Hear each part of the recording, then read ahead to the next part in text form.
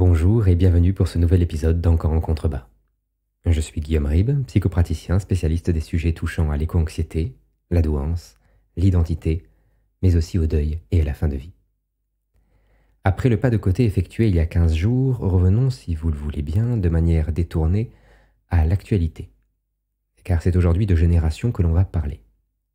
Plus particulièrement du millefeuille générationnel et de ses conséquences sociales à ne pas sous-estimer.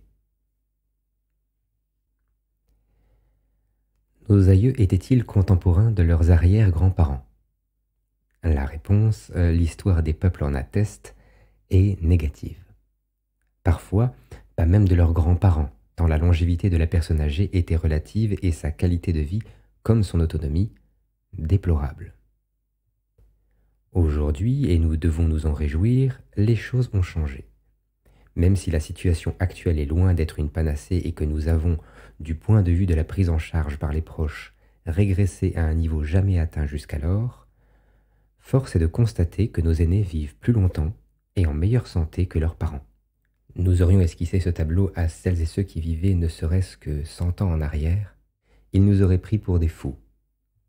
À leurs yeux, notre quotidien aurait relevé de l'impensable, du miracle.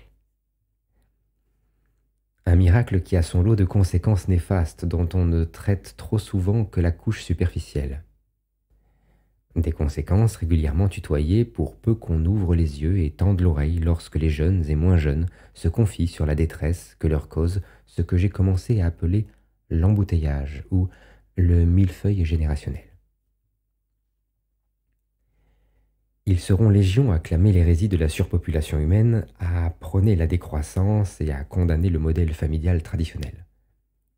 Les écouter ou non, ce sera l'affaire de chacun, et il ne m'appartient pas ici de distribuer les bons et les mauvais points. Cependant, le fait est là. La population humaine augmente et la période de validité de chacun de ses membres également. Il existe donc une pression pour les nouveaux venus se heurtant à la validité de leurs aînés toujours en exercice. Je ne m'étendrai pas sur l'aspect travail de cet embouteillage. Il est évident, dans une société de services, privilégiant de plus en plus la robotique pour son industrie et où l'âge de retraite est constamment repoussé, que des frictions apparaissent. Je prendrai plutôt un axe plus large, celui de l'expérience et de la dite sagesse que l'on en retire. Ainsi, validité doit s'entendre de manière transversale. Travail, famille, responsabilités civiles et politiques, en tout, les nouvelles générations sont confrontées à celles venues avant elles, toujours actives, et qui ont pour elles l'ancienneté inspirant la confiance, l'expérience garantissant une prise en charge plus compréhensive des problèmes pouvant survenir en tout. Ils en ont vu d'autres, dit-on, et c'est pourquoi ils sont toujours là.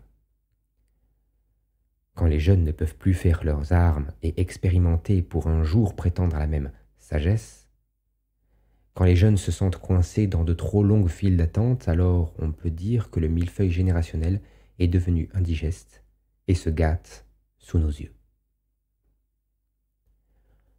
Honorer, ou faire en sorte de ne pas décevoir le patriarche, respecter les coutumes nécessairement conservatrices de la patriarche, se plier à celles et ceux incarnant un temps révolu et aller jusqu'à se laisser dicter sa conduite sous la pression des générations interstitielles, sur lesquelles les aïeux ont encore plus d'emprise puisque ces dernières ont été éduquées directement par ceux-ci. Se marier ainsi, se comporter comme cela, être présent à cette occasion, offrir quelque chose à celle-là, et ne jamais pouvoir être au monde comme on l'entend, et ne même pas savoir ce que cela peut bien vouloir dire, sous peine de décevoir quelqu'un. Tel est le lot de beaucoup aujourd'hui. D'autant plus que la technologie est venue exacerber cette surveillance-contrôle, voulue bienveillante mais subie tout autrement, et que mamie commente désormais vos photos sur Facebook. Cet empilement des générations active un effet pervers. Souvent coulé dans un moule faisant une recette connue, la dernière génération en date s'avère perdre de plus en plus tout repère lorsque le potier d'antan plie boutique. On assiste alors à de radicaux changements de vie.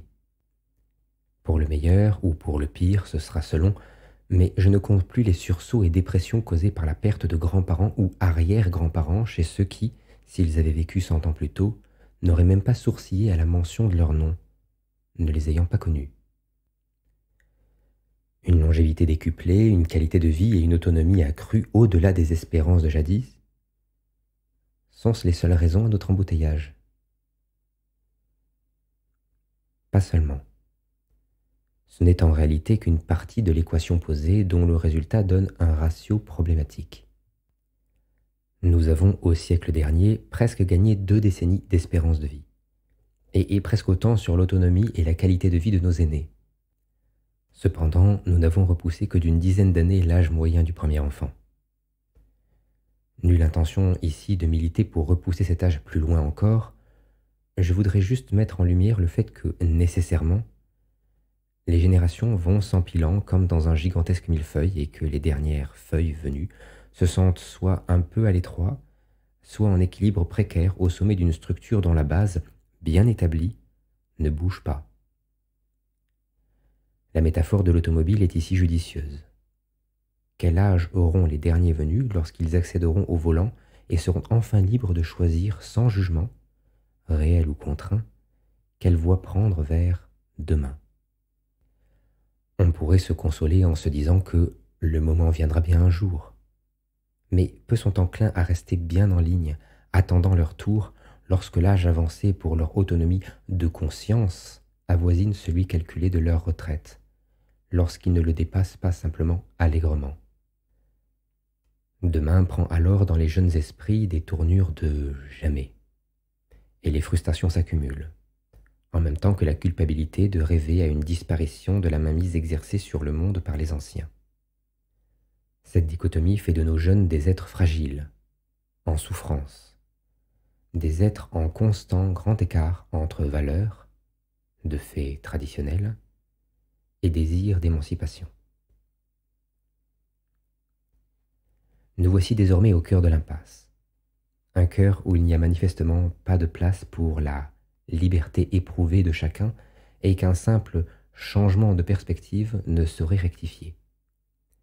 Un cœur où tout le monde se bouscule, mais où certains, forts de leur expérience, réussissent à générer une force gravitationnelle faisant tourner autour d'eux les astres naissants, leur laissant l'impression que, oubliez le mot trajectoire, c'est dans leur cas d'orbite qu'il s'agira toujours. Toujours. Jusqu'aux dernières années. Parfois jusqu'aux derniers instants où, comme nous l'évoquions plus haut, ils se retrouveront, par la force des choses, livrés à eux-mêmes. Tout comme trajectoire, il faudra alors mettre de côté volonté, initiative, intuition, curiosité. Tout comme trajectoire, il faudra alors mettre de côté tout ce qui fit un jour que la vie prit un sens. Comment alors sortir de l'impasse? Comment s'extirper hors de ce cœur délétère qui, loin de nous propulser en avant, nous dévore et nous façonne malgré nous? La plus simple et connue des solutions serait évidemment de revenir à l'ancien système. Un système délaissant la personne âgée et lui niant, face à l'attrait de la jeunesse, presque tout potentiel d'existence. La seconde, confiscatoire, criminelle, serait de sacrifier là, sur l'autel de l'intérêt supérieur et non plus commun, les espoirs d'une génération entière.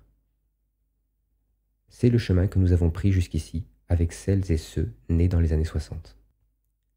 C'est le chemin que nous prenons à nouveau sans que personne ne s'en émeuve, sans que personne ne s'en aperçoive même. Et puis, il y a la troisième voie, celle demandant une réorganisation massive de la société, donnant aux personnes âgées la responsabilité de la transmission, aux jeunes celle de la transgresser, en sus de celle de l'engagement. Non pour une cause ciblée, mais pour la pérennité de leur civilisation. Un engagement vis-à-vis de leurs êtres futurs.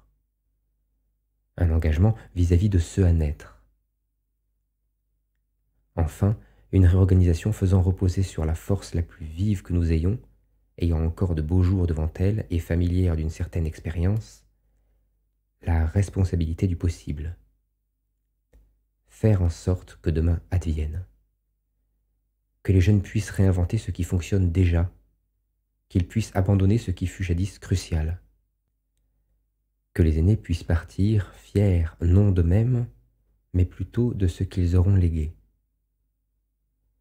Que tous ceux peuplant l'entre-deux ne voient plus la fin de vie comme cette oisiveté moribonde et chevillée au sentiment d'inutilité, mais comme cette opportunité excitante de partager à leur tour, d'enseigner un savoir-faire, vivre, être, devenir, à de jeunes âmes exaltées.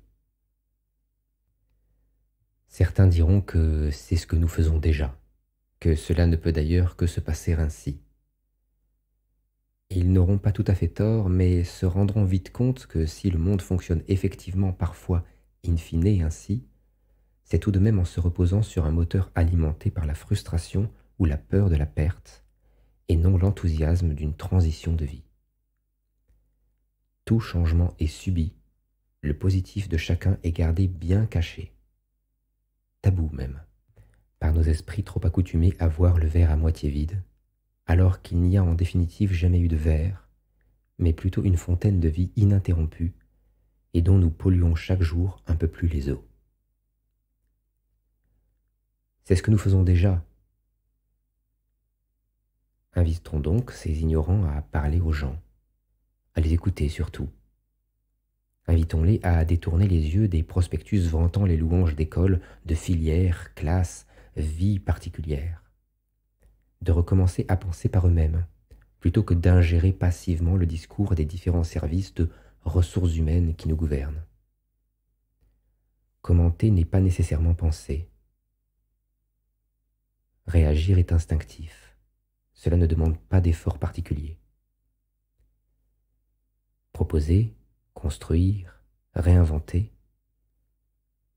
voilà ce qui pêche.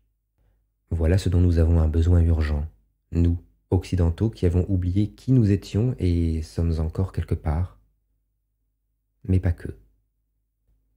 Il s'agit, hors de notre culture, pour toutes celles et ceux auxquels le modèle qui est le nôtre fut vendu comme une panacée, de se désintoxiquer. Non en le rejetant en bloc, mais en offrant de le parfaire toujours un peu plus. Car nul n'est parfait, et les systèmes n'échappent en rien à cette règle. C'est à nous qu'ils échappent. Au lieu de leur courir après, tirons donc sur leurs brides, qu'ils nous reviennent un peu. Cela revient à activer le magicien. Quoi ? À activer ce haut archétype pour réinventer la dynamique que nous pourrions avoir à nous-mêmes, dans laquelle nous pourrions être pris. Face aux médisants et aux cyniques dont chacun fait un jour partie, laissez cet archétype nous guider sur les chemins de traverse, loin d'une majorité rarement proactive et d'essence conservatrice. Cependant, n'est pas magicien qui veut. Il faut pour cela être au préalable parvenu à comprendre tous les autres archétypes, avoir décanté leurs besoins jusqu'à arriver à les faire cohabiter en paix, main dans la main. Il faudra également soigneusement éviter l'attraction qu'exercent les très théoriques métarchétypes sur notre psyché. Mais ça, c'est une toute autre histoire, une toute autre paire de manches. Et pour une prochaine fois. C'est la fin de cet épisode. Merci de l'avoir suivi. Merci pour votre temps. N'oubliez pas de vous abonner si ce podcast vous a plu et que vous souhaitez être tenu au courant des nouvelles sorties sur la chaîne. Si vous souhaitez proposer un sujet, n'hésitez pas. Vous pouvez me contacter grâce au formulaire disponible sur mon site théorique. À très vite.